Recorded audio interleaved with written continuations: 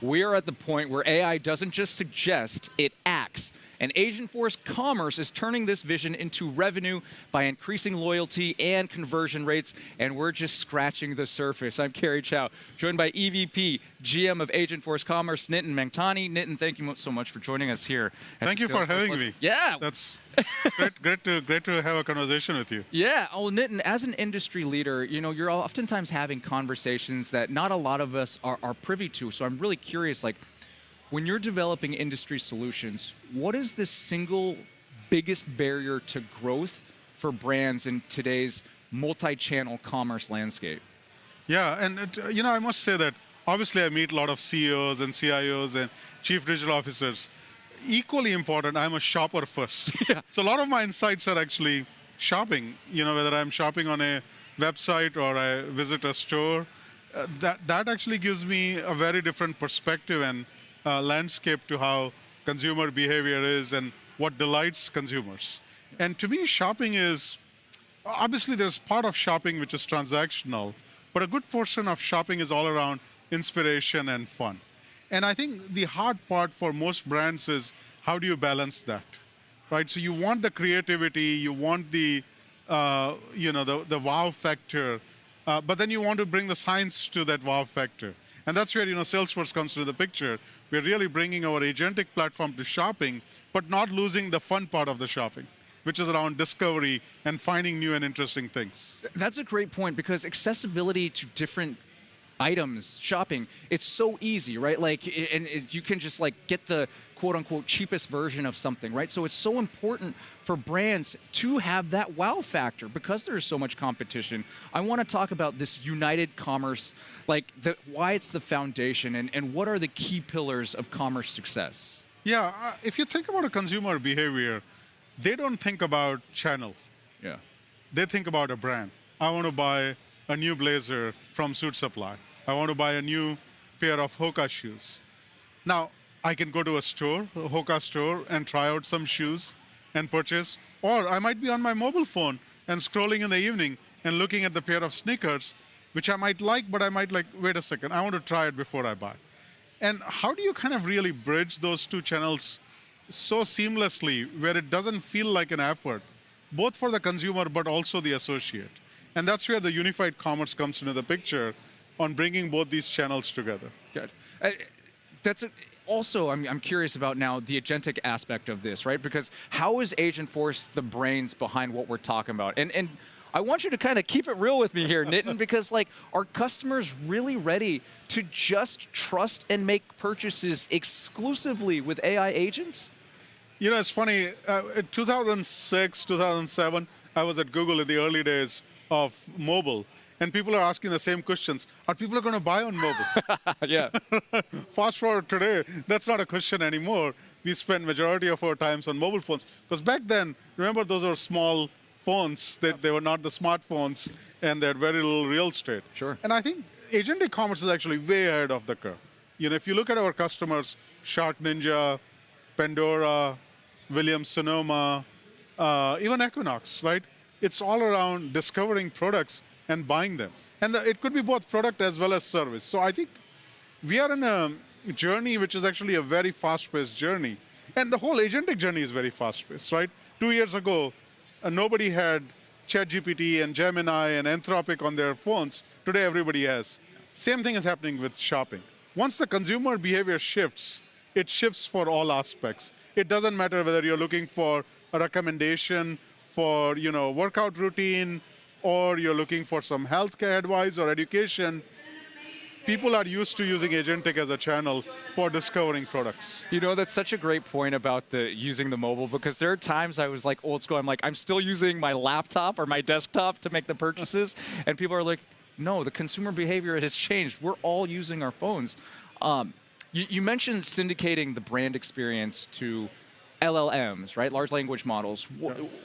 What do you mean by, why is that so important? How does syndicating that brand experience ultimately result in more revenue? It's not the new thing, first of all. The concept of commerce happening in what I call it owned and operated properties. It's the properties that you own, your physical store, your website. Back in the days, it was mail order business. And then the commerce that happens outside your four walls, that's wholesale, marketplaces, search engines, social media. So that concept is not new. And especially the referral traffic. So commerce obviously predominantly happens on your owned and operated properties, but the referral traffic comes from social, search, and now it's through LLMs. Because when people are in ChatGPT or Anthropic or Gemini, they're asking questions saying, I'm looking for sneakers which are lightweight, which is good for running.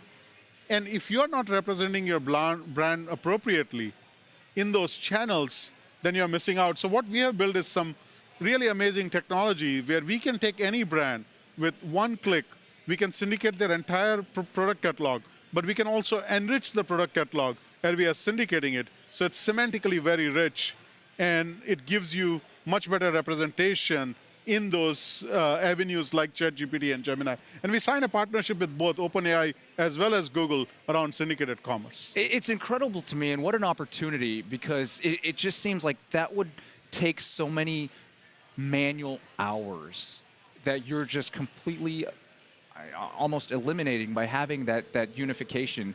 It makes me think of, like, that's one step. What's the agentic commerce, like, nirvana state for brands? It's actually very simple. So what's AGI for commerce? Let's think about in those terms, right? The AGI for commerce would be the equivalent of that in a physical world will be pick your favorite brand, right? Like whether you go to Coach or Dior or Michael Kors or Offline, pick your favorite brand, right? And let's say you go to that store often. The associate really knows you. That associate even has your cell number. He or she can text you and like, I have some really good blazers coming in. I think you should try it out with the spring weather here. And that experience feels so personalized. It's concierge driven. It's true one-to-one. So when you go to a store, they don't point you to a wall of 200 shoes. They bring 3 pairs of shoes, highly curated to you, because the associate, she knows you very well. They know their past purchase history, they know their likes, and they can bring that. And we want to recreate that experience in the digital world. So instead of that experience being available to only a small percentage of customers, only in certain hours during the day, we want to democratize that experience and make it available to billions of shoppers 24/7. Yeah. Anytime. Anytime. I might be shopping anywhere. at a certain time, right? To You might be at a bar, you might be at your home, you might be on a couch, or you might be taking a lunch break and browsing through something. Yeah. And if you want to have a conversation, we have Agentforce who can essentially help you buy the right product. Yeah, just real briefly, like in a sentence or two, just you mentioned Shark Ninja and some other customers are already using Agentforce to tremendous impact. But what's truly the greatest impact, the single greatest impact Agentforce commerce can have for businesses? Every time you take friction away from commerce, even if you go back to the invention of credit cards or digital wallets like Apple Pay, commerce, the funnel of the commerce becomes bigger.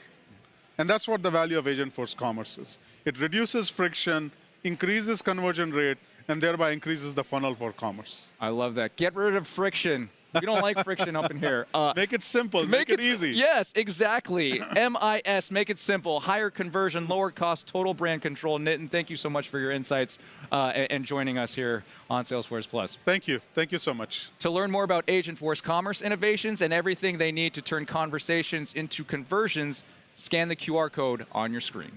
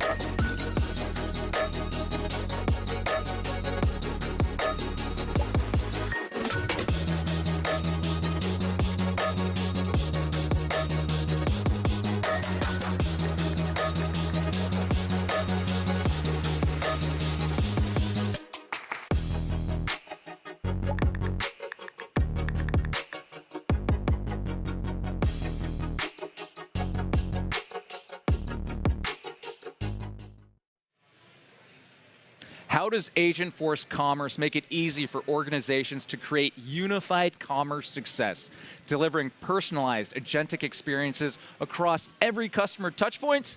I'm Kerry Chow, joined by Gordon Evans, Agentforce Commerce CMO, who's going to break down what makes unified commerce so valuable. First of all, Gordon, thank you for joining us today. It's my pleasure, Kerry.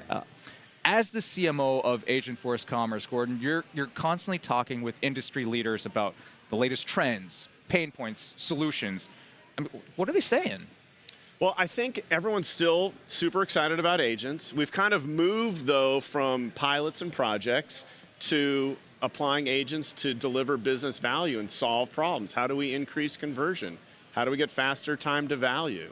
How do we get lower TCO? And so we're seeing this shift now, I think, as these tools get deployed in organizations. I think the other thing that's super interesting is now it's not only developers that have access to these tools, but how do shoppers use agents and agentic AI?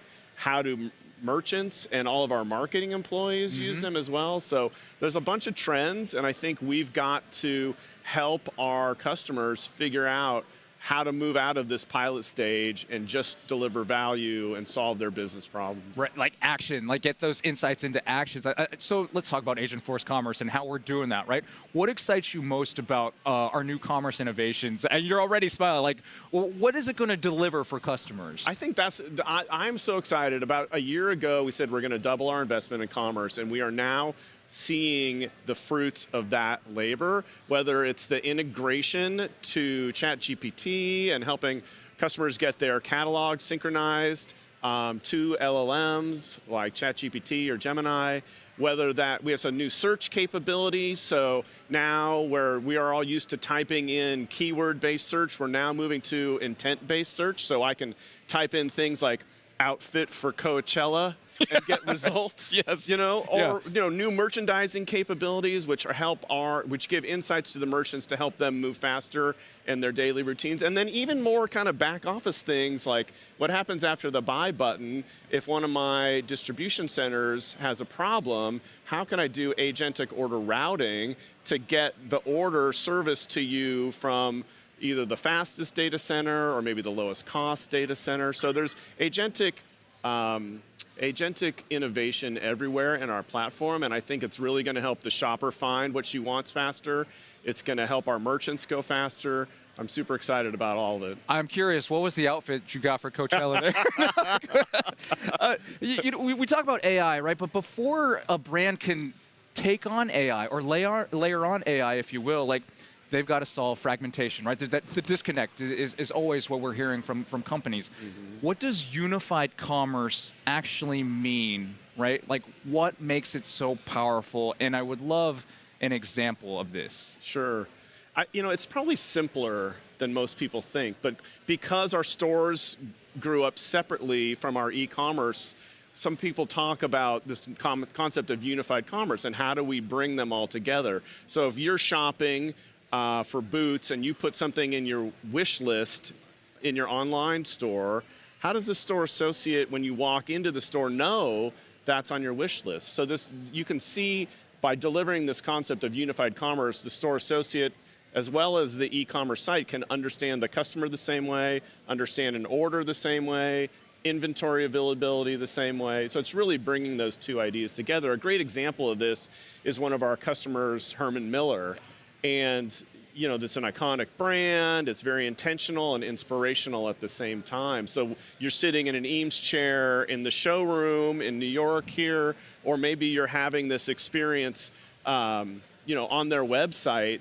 They're delivering the same amazing brand experience, regardless of what channel you're shopping in. And one of the things that they really tried to break down the silos on was like, oh, this is a store shopper, or oh, this is a web shopper. Well, it's just one customer at the end of the day. And so we're really working with them to kind of push the boundaries on how do you have that great experience for the shopper no matter where she is interacting with your brand. If you go into their physical store locations, they have this modern POS capability now where you're not tethered behind the cash wrap. You can walk around the store, you can demo the fit of the chair, and have an amazing experience for the shopper. It truly, and I love that we were able to show like a little a snippet of that Herman Miller shopping experience and that point of sale experience, that POS experience that you mentioned. And it is truly impactful, like from our standpoint, right? Like as customers, it just makes it takes it to the next level, and that's what we're all about.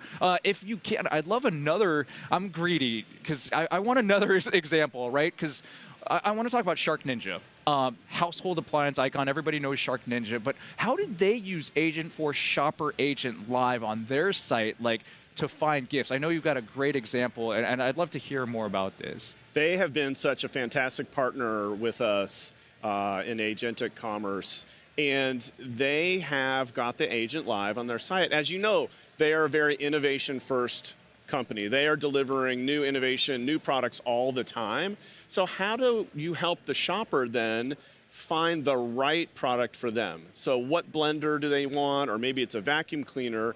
And so our agent helps with product discovery and helps the shopper find what they're looking for much more quickly by just doing some basic qualification and answering questions and then mapping that to the inventory. And it can handle service, inquiries as well. So it's really interesting to see, how far they've gone with Agentforce, because it's this kind of blend. It's not just discovery and finding the right product, but it's also the service use cases at the same time. It's so cool to me about that, like the discovery process, because I don't know how many times, Gordon, I'm like, I don't know what I want, right? I'm on here, I'm like, oh, I saw something, but then you got to strike when the iron's hot, right? And I'll be like, you know what? I'm out of here. I didn't find what I want. But the fact that we've got that agentic technology to point us in that right direction, huge difference. Yeah, it's the right product. It's at the right time. And how do you have an experience on your website that is the same as your best store associate? Yeah. Like when you walk into a store and that store's like, Carrie,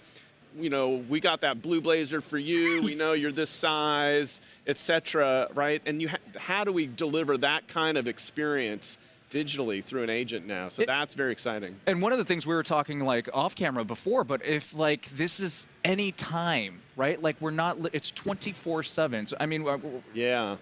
There was an example you told me about, like people just shopping at odd times in the hour, but like because of this agentic technology we're offering, like it's such a huge opportunity for. And I think we have more data than ever, right? So when your shoppers are visiting your site, and the agents don't sleep. Right. They don't go home. So if you are a brand that sees a lot of traffic after midnight, or on certain days and times, the agents can be there to help you scale. And so I think that's an important benefit as well. It's huge, incredible.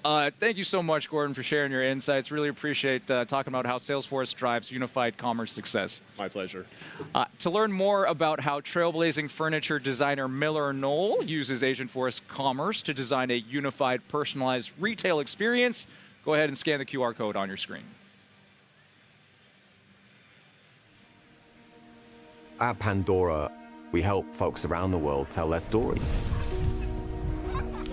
You could spend an hour in store with one of our wonderful store associates, putting together a bracelet, talking about your family, your friends, your hobbies, all the moments and memories that you hold dear. All that richness of conversation is at the heart of the customer's experience of Pandora. We've perfected the experience in physical stores. But as our business moves online, you lose the specialness of that in-store experience. And so what we really want to do is take that magic from offline and put it into our online channels. And that's where we'll gain competitive advantage. But we do not have the ability online to have a dialogue, at least up until now. We want to challenge ourselves to do something much richer, and now we can do that working with Salesforce. What if we could create the best online sales associate with Agentforce? Pandora is the world's largest jewelry brand. We are in over 100 countries. We sell 3 pieces of jewelry every second. We had around 865 million visits to our stores and online. As we've scaled the digital storefront, Commerce Cloud has become critical to deliver on that growth trajectory. The composability that we've now got with Commerce Cloud is more function, more feature, more quickly, more stable. This is really what allows us to quickly reinvent the online shopping experience. That commerce platform gives us the foundation. And now we think about the future, we think about the agentic future, and that's really the rocket fuel for this next stage. The core of our agentic program is selling and service. When we first switched on the service agent, within the first few days, we saw a 60% improvement in deflection rate. It's not just vaporware, it's having real impact on our customer experience. And now collaborating on the selling agent, we've got the opportunity to build something really super special. We can now build agents by actually asking questions, capturing your context, mirroring that magic of the physical store, and then show you what products we have to offer that fits with your context, driving customer experience to the next level. Conversational AI is changing the game here. We will not have seen anything like it before. This is the internet again. This is electricity. It's that level of change. And folks who don't get that, good luck to them, but I don't think they're going to get very far. This is a one-in-a-generation opportunity for all of us.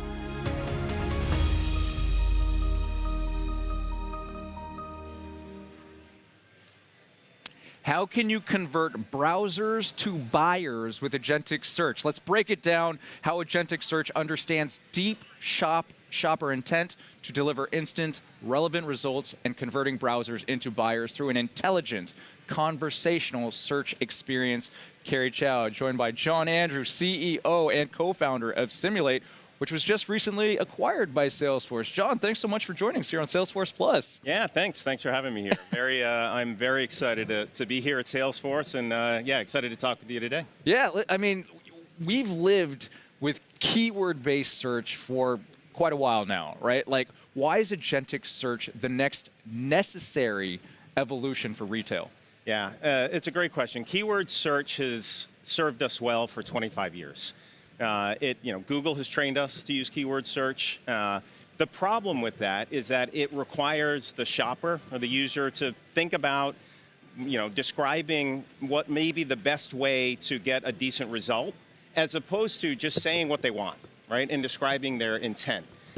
What we're changing to is a more kind of intent-based experience, where the shopper can describe exactly what it is that they're looking for, what's important to them, and the words that actually matter to them, and just provides a meaningfully better experience. And we have the technology now to be able to do that. So keyword search done its job, but it's time to go away. It's wild to me, though, that we do have that. I am a still old school keyword search guy, but then when I do get that Agentic Search, it is such an easier experience for me. Yeah. As you mentioned, John, like Salesforce did recently acquire Simulate, but I want to know, how does Simulate's intent-aware context engine, I want to make sure I get that right, intent-aware context engine, how does that change the way a shopper interacts with a brand? Yeah, no, so the way to think about it, right, is what we do is we build a model, and it's a commerce GPT, right? It is what it says it is. It is a GPT model that understands commerce and understands products extremely well.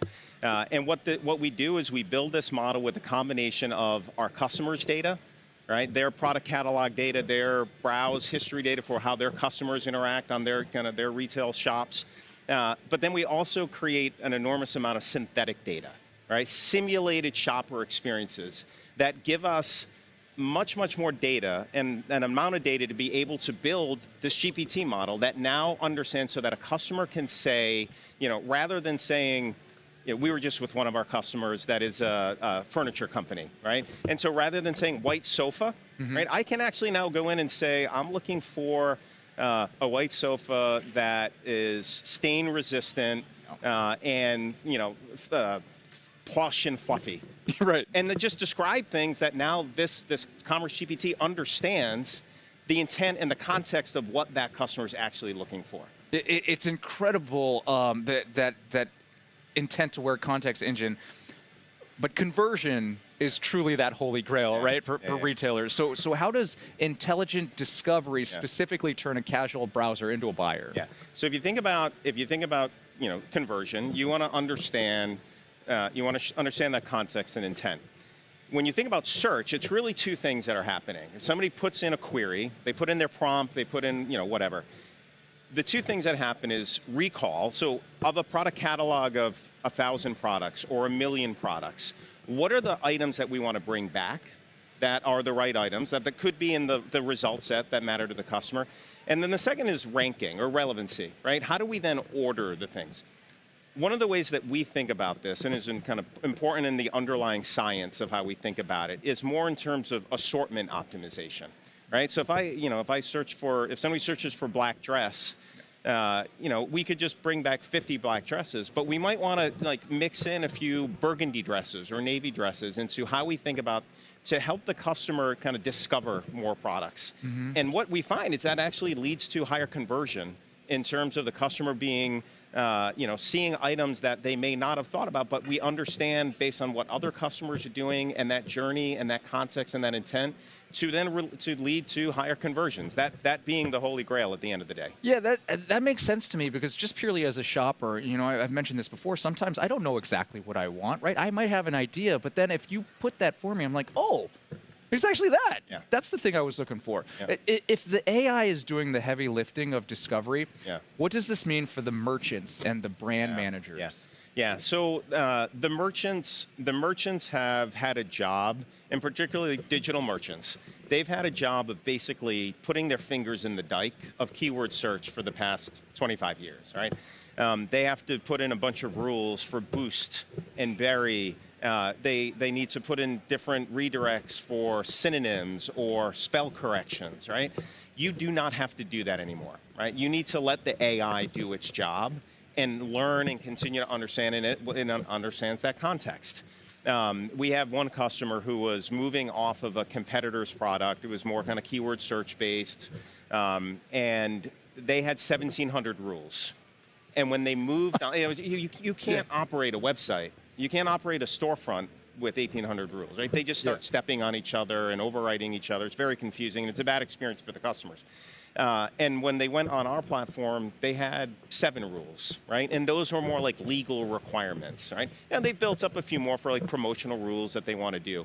But this frees up the merchant to actually focus more on the strategic initiatives, understanding like, hey, how can I better optimize this experience for the customer with the right products? How can I think about personalization in a deeper level? What are the promotions that I want to run to like highlight the products that we are really putting the energy of our merchandising efforts behind? They can do that as opposed to simply putting their fingers in the dike. Everybody's going to be happier. Like, I don't want to deal with those 1,700 rules, right? Versus like, and you can't deal with it. Exactly. Too much. Exactly.